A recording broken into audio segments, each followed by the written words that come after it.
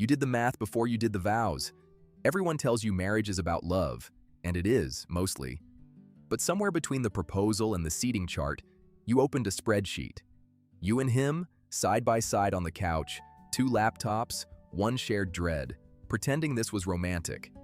And the number at the bottom of that spreadsheet told you the thing nobody says at a wedding. You can afford to marry this man. You cannot afford to live anywhere with him that the two of you would actually own. So you married him anyway. From the outside, it looks like a beginning. The ring, the registry, the hashtag no one used. From the inside, it feels like co-signing a life. Together, finally, in a 1-bedroom you don't own, can't buy, and are not allowed to paint.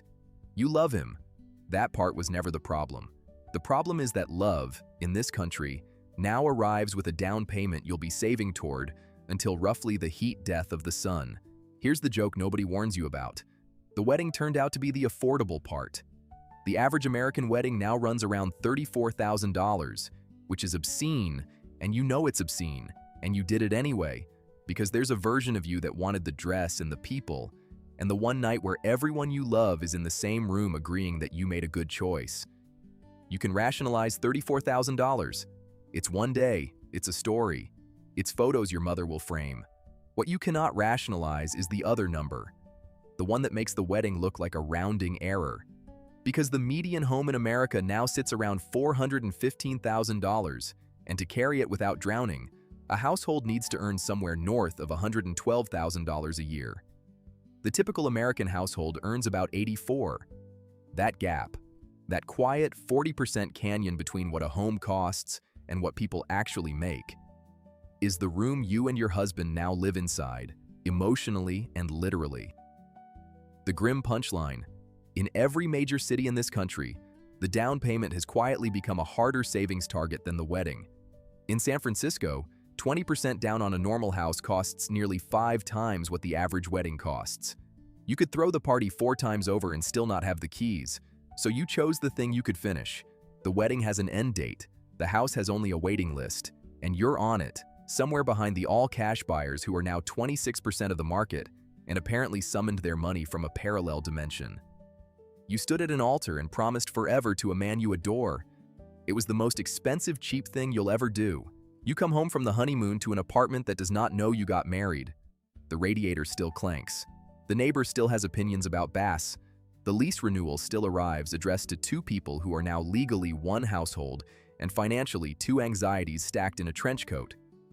You signed it together this time, which felt briefly like a milestone, until you remembered a lease is just a contract confirming that the place is, and will remain, somebody else's.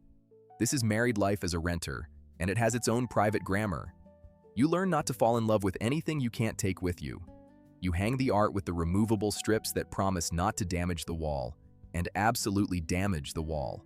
You buy the couch you actually want, and then refuse to enjoy it because what if you have to move it down those stairs? You memorize the precise angle the landlord's text takes when he says he's thinking about doing some updates, which is the sound of your rent learning to fly. Your friends from the suburbs ask, gently, when you'll get a real place. As if the place you make breakfast in, fight in, make up in, and lie awake in doing math is not real. As if a home only counts once a bank agrees to let you owe money on it for 30 years. And you notice the new arithmetic of intimacy. There's no garage to disappear into, no second bathroom to retreat to mid-argument. When you're angry in 800 square feet, which means you become extremely good at being furious in a whisper. Marriage, it turns out, is partly the skill of slamming a door you don't have. You're not unhappy. That's the strange part. You like him. You like the small life. You just keep waiting for it to start, not understanding yet that this is it, that the starter apartment was never a starter. It was just the apartment. The lease has both your names on it now. The deed has no one's. There's a question that follows married couples around like a smell. It comes at the holidays, usually from someone holding a drink. So, when are you two going to buy? It's asked with such warmth, such total innocence, that you can't get angry. You can only smile the smile you've developed specifically for this. The one that says funny, you should ask while meaning please, for the love of God, change the subject. His mother asks it the most. Not unkindly. She bought her house at 28 on one income, with a yard and a mortgage that, adjusted for the era, cost roughly what you now spend on parking. She isn't being cruel, she genuinely cannot see the trench. To her generation, marriage and a house were the same purchase, two halves of one obvious life. She married a man and got a deed in the same decade and assumes you're simply dawdling. You don't have the heart to explain that homes now cost about 5 times what a household earns, when the number that used to count as normal was 3. You don't explain that nationally, the ratio of home price to income is double what economists consider affordable, and that not a single one of the 50 biggest metros in the country clears that bar.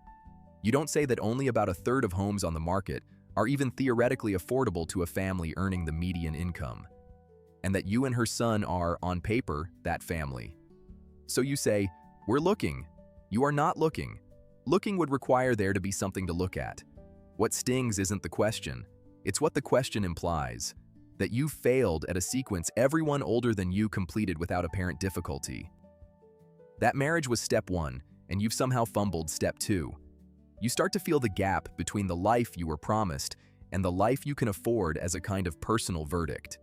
Even though it's structural, even though the median first-time buyer in this country is now 40 years old and you are not behind, you are exactly, depressingly on time.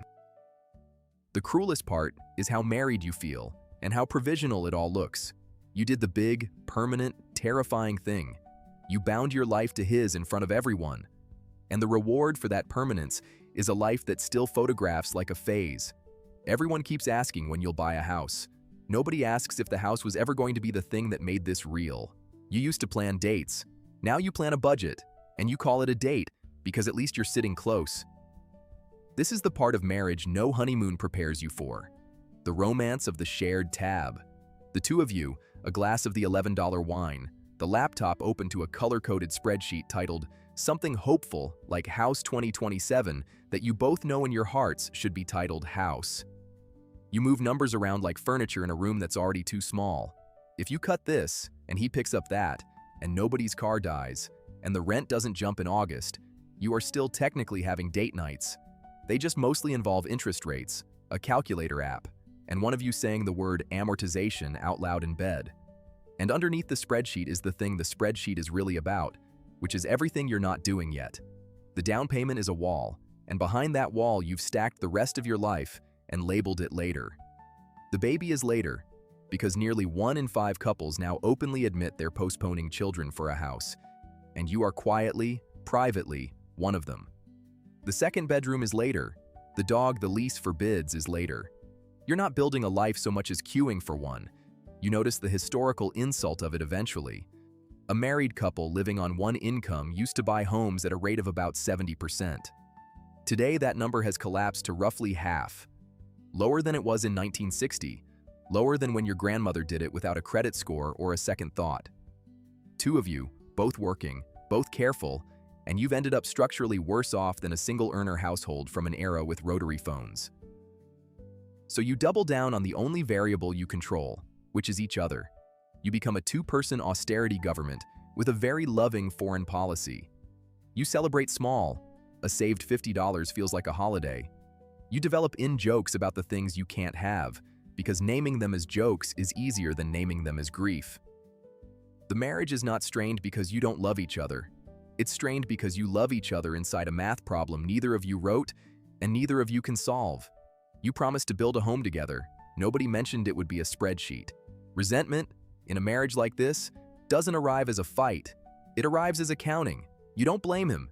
You want that on the record, because some nights you have to remind yourself of it out loud.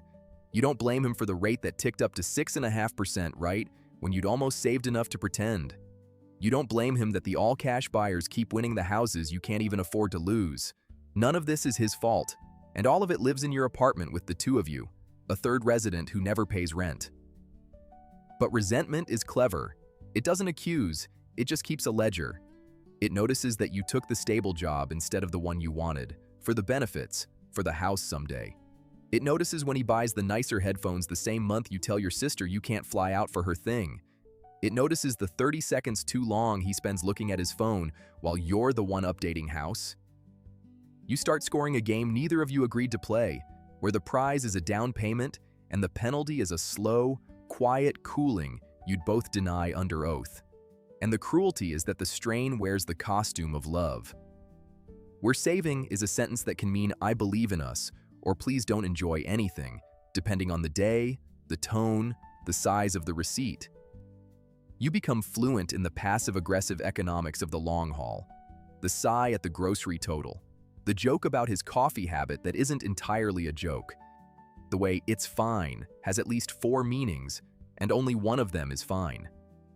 You are not, statistically, alone in this. Most young newlyweds in America now rent. A third of young married couples have a baby in a place they don't own, in defiance of the order their parents were sold. You are part of a vast, invisible cohort of people who married for love and now live inside a budget, doing the same math in a million different apartments, each couple convinced they're the only ones pretending this hard. The strain doesn't break you. That's what makes it dangerous. It just bends you, slowly, into two people who are very good at being careful with each other and have forgotten how to be generous. You keep a ledger you'd never admit to keeping, so does he. Two accountants in love, auditing a marriage neither of you can afford to close. Why you stay and what it costs. Here is the truth you arrive at, eventually, usually around 2 a.m., usually after the kind of fight that's really just exhaustion in a costume. The house was never the point. You wanted it, badly. The door that was yours, the wall you could finally paint a color the landlord would hate. The proof that you'd assembled a real life from 2 unreliable incomes and a lot of nerve. But somewhere in the 3rd year of house, you started to suspect the house had become a stand-in, not for shelter, for a rival. For the moment someone would finally hand you the certificate that says, "You made it, you're allowed to relax now, this counts." And that certificate, it turns out, was never coming, with or without a deed. People who buy the house find a new wall to stare at. Studies keep finding that what couples spend on the wedding has nothing to do with how the marriage turns out. And you suspect the same is quietly true of the house. That no square footage has ever saved a single marriage, and no lease has ever ended a good one. So you stay. Not out of resignation, out of something more stubborn than that. You stay because the man doing math beside you at midnight is, somehow, still the man you'd pick. Because the 800 square feet you can't own contain a specific way he laughs that you'd follow into a much smaller apartment if it came to that. Because the life that photographs like a phase is, when you stop performing it for your in-laws, just your life. Ongoing, unglamorous, occasionally radiant, entirely yours. The marriage didn't fail to become what your mother's was. It became something her generation never had to attempt. A partnership held together not by an asset, but by a decision, made again every month, that the two of you are worth more than the down payment you keep almost saving. The house may come, rates may fall, an inheritance may land, a city may forget to be expensive for 5 minutes. Or it may not, and you'll grow old as renters who loved each other well in rooms you never owned, which, when you say it plainly, is not the tragedy everyone seems to think it is. You married a man you can't buy a house with. You built a home anyway. It just didn't come with a deed. Turns out the American dream was always 2 people, 1 bed, and a spreadsheet. And only one of those things ever truly belonged to you.